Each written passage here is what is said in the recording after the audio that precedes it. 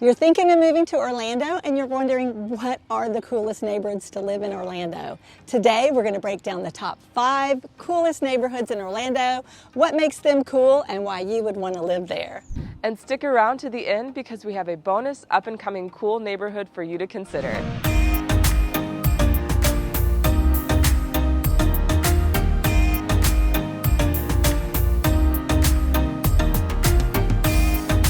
Number 5 is one of the best examples of a cool, eclectic neighborhood that has charm plus unique dining, nightlife, and shopping. It is Mills 50 District. It's one of Orlando's oldest neighborhoods, and it's conveniently located next to downtown Orlando. Mills 50 is an accredited neighborhood, and the district's name is derived from its primary intersecting roads, Mills Avenue and State Road 50. The Mills 50 District is known for its cool artwork that encompasses aspects of Orlando culture. There are painted public art boxes and even painted dumpsters and storm drains. Also nearby is the Orlando Museum of Art, the Orlando Science Center, and the Orlando Shakespeare Theater. There are a ton of great Asian restaurants in this area as well. And to name just a few notable restaurants, there is Sticky Rice, Mammoth, Little Saigon, and there's also a great farm-to-table restaurant called The Strand. In Mills 50, you can also find great live music at Will's Pub, Little Indies, and Quantum Leap Winery. You can enjoy a craft beer at 1010 or have a craft cocktail at the guest house. There are so many great places to spend your evenings or weekends. If you're looking for something to do in nature, you can find that at gorgeous Lou Gardens that is not only beautiful to walk through, but they also have concerts and movies in the park throughout the year.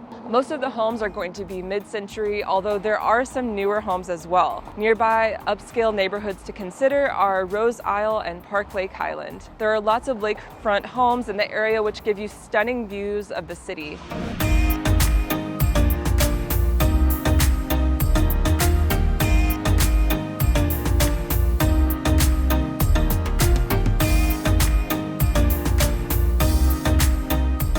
Next up, College Park.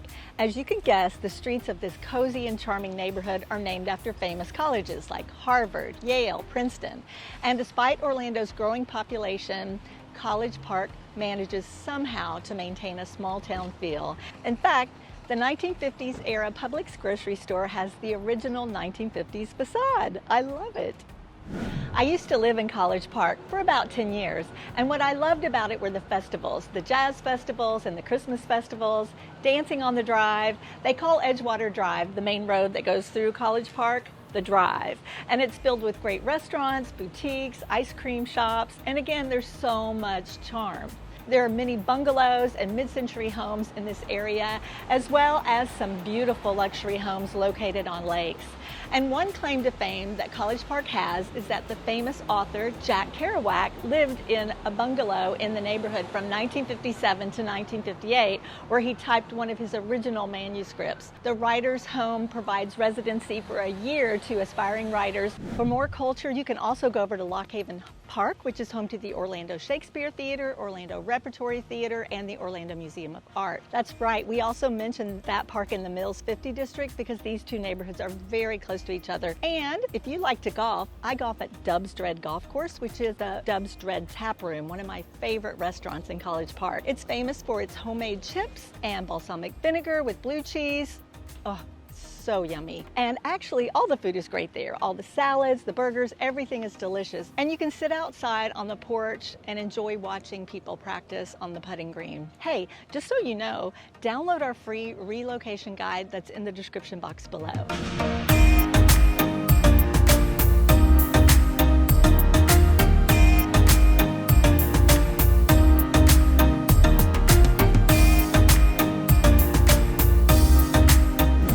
By the way, what do you think the coolest area is? Comment below and let us know. Now for number 3. Thornton Park. Nestled one city block from downtown Orlando and Lake Eola Park, this lively neighborhood consists of classic bungalow-style homes or new brownstones. There are great hangouts in this area. Restaurants and bars with plenty of outdoor seating, and boutique shops are in walking distance. A couple of our favorite restaurants in this area are Jinya Ramen Bar and Stubborn Mule. The F&D Cantina is also really good as well, and Maxine's on Shine, which is rated one of the top restaurants in Orlando. On Sundays at Lake Eola, there's a huge farmers market that is brimming with crafts, food, local produce, and music. And there are other frequent outdoor markets where you will find great local vendors, such as the Evening Wine and Art Walk that happens on the second Thursday every month. If you are finding value in this video, go ahead and give it a thumbs up and subscribe if you want more Orlando neighborhood information.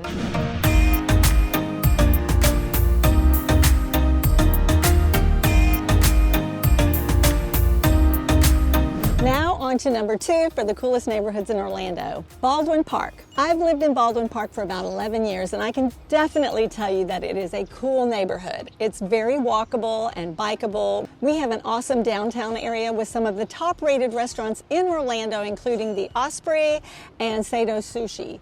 Everything is convenient. We have a Publix, a CVS, as well as doctor's office, dentist office, hair salons. Everything is right here in the neighborhood. You could literally get everything accomplished right here in Baldwin Park. People love living here. It's so easy to get around to anything in Orlando. From here, you can have access to the 408 and I-4. A lot of professionals in the medical community love to live in Baldwin Park because really in close proximity to all the downtown hospitals in the area. We even have a fun escape room here that I've gone to many times. It's really fun. Actually, I'm not so good at escaping, but thankfully my adult kids come with me and they help me escape.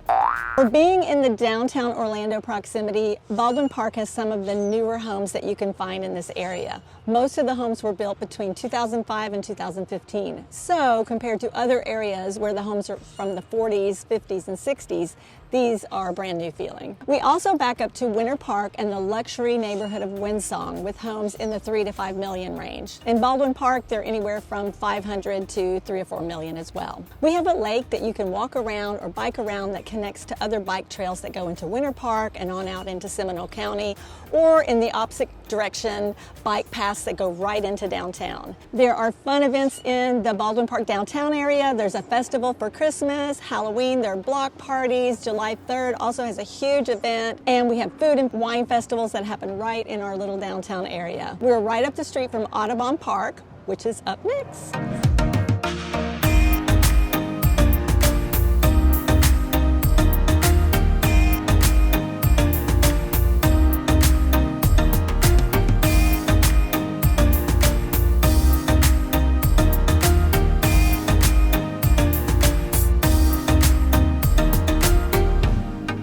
Number 1, we have the Audubon Park Garden District.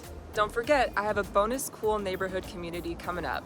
The Audubon Park Garden District is an award-winning shopping and dining eco-district in Orlando, located near Winter Park and Baldwin Park, Lou Gardens, and downtown Orlando. It's an amazing location and has some of the best shopping, dining, and activities in Central Florida. Hip and diverse and independent are the norms of Audubon Park District. It's known for its vintage shops, cafes, bakeries like the Salty Donut, Dochi Donuts, music stores like Park Avenue CDs, craft beer boutiques, urban farmlets.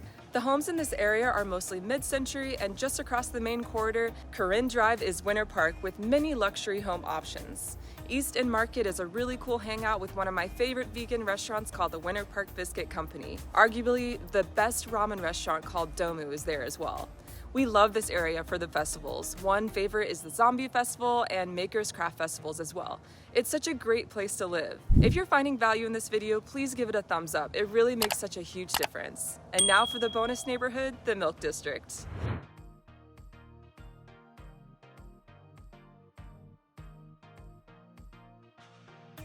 And now for the bonus neighborhood, the Milk District. The district got its name from the T.G. Lee dairy processing plant that opened in the area back in the 1950s.